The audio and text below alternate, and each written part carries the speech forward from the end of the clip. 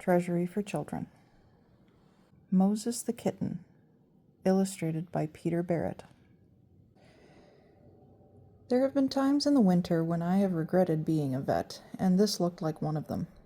I had driven about 10 miles from home, thinking all the time that the dales always looked their coldest, not when they were covered with snow, but as now, when the first sprinklings streaked the bare flanks of the fells in bars of black and white like the ribs of a crouching beast. And now in front of me was a farm gate rattling on its hinges as the wind shook it. The car, heaterless and draughty as it was, seemed like a haven in an uncharitable world, and I gripped the wheel tightly with my woolen-gloved hands for a few moments before opening the door. The wind almost tore the handle from my fingers as I got out, but I managed to crash the door shut before stumbling over the frozen mud to the gate. Muffled as I was in heavy coat and scarf pulled up to my ears, I could feel the icy gusts biting at my face, whipping up my nose and hammering painfully into the air spaces in my head.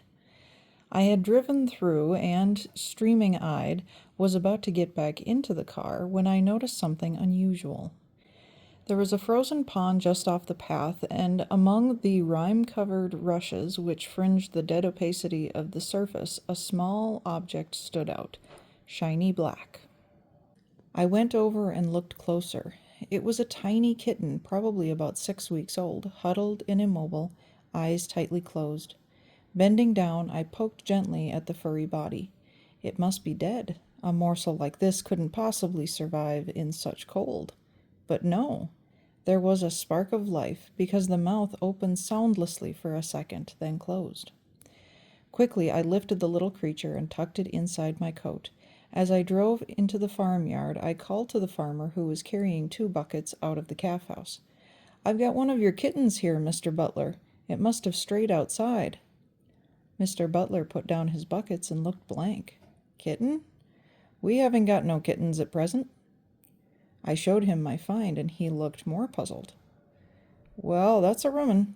There's no black cats on this spot. We've all sorts of colors, but no black 'uns." "Well, he must have come from somewhere else," I said, "though I can't imagine anything so small traveling very far. It's rather mysterious." I held the kitten out, and he engulfed it with his big, work-roughened hand. "Poor little beggar, he's only just alive. I'll take him into the house and see if the missus can do aught for him." In the farm kitchen, Mrs. Butler was all concern. "Oh, what a shame!" She smoothed back the bedraggled hair with one finger. "And it's got such a pretty face." She looked up at me. "What is it, anyway? A him or a her?" I took a quick look behind the hind legs. "It's a tom." "Right," she said. "I'll get some warm milk into him, but first of all, we'll give him the old cure." She went over to the fireside oven on the big black kitchen range, opened the door, and popped him inside. I smiled. It was the classical procedure when newborn lambs were found suffering from cold and exposure. Into the oven they went, and the results were often dramatic.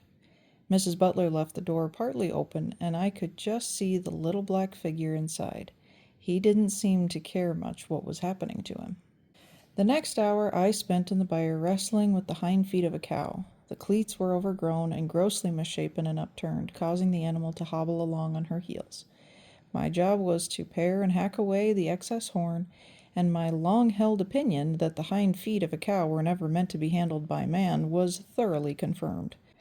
We had a rope around the hock and the leg pulled up over a beam in the roof, but the legs still pistoned back and forth while I hung on till my teeth rattled. By the time I had finished, the sweat was running down my eyes, and I had quite forgotten the cold day outside.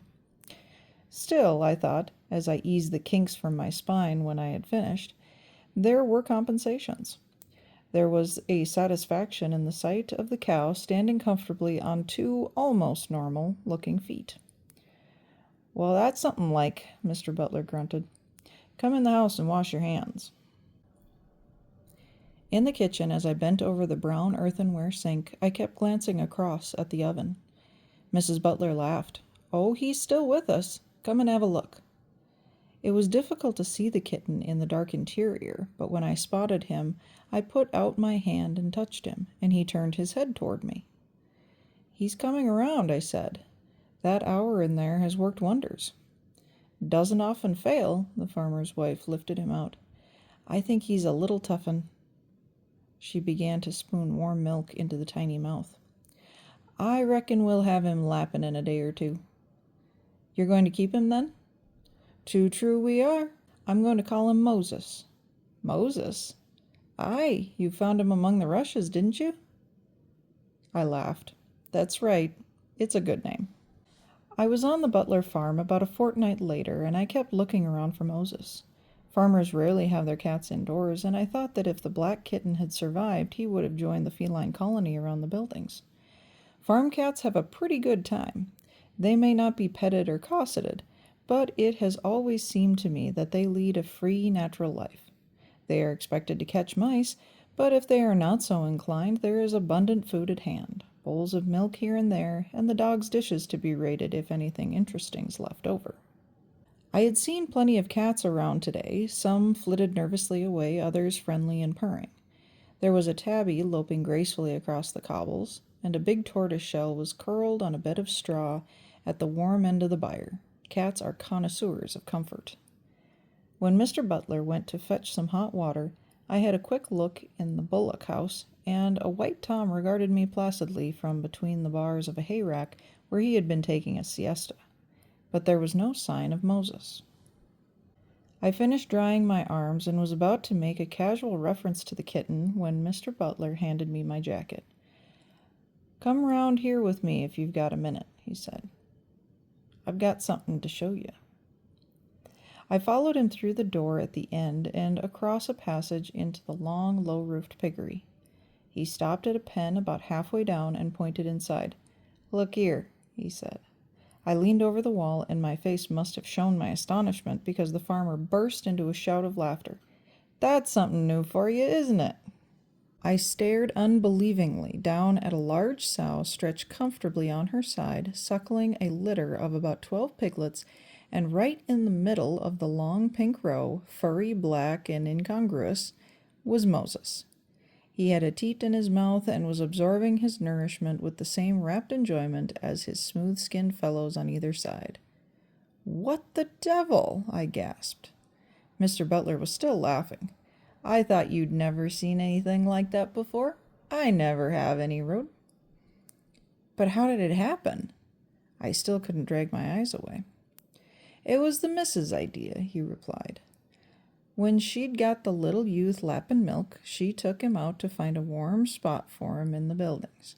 She settled on this pen because the sow, Bertha, had just had a litter, and I had a heater in, and it was grand and cozy. I nodded. Sounds just right. Well, she put Moses and a bowl of milk in here, the farmer went on. But the little feller didn't stay by the heater very long. Next time I looked in, he was round at the milk bar. I shrugged my shoulders. They say you see something new every day at this game, but this is something I've never even heard of. Anyway, he looks well on it. Does he actually live on the sow's milk, or does he still drink from his bowl? A bit of both, I reckon. It's hard to say. Anyway, whatever mixture Moses was getting, he grew rapidly into a sleek, handsome animal with an unusually high gloss to his coat, which may or may not have been due to the porcine element of his diet. I never went to the Butler's without having a look into the pig pen.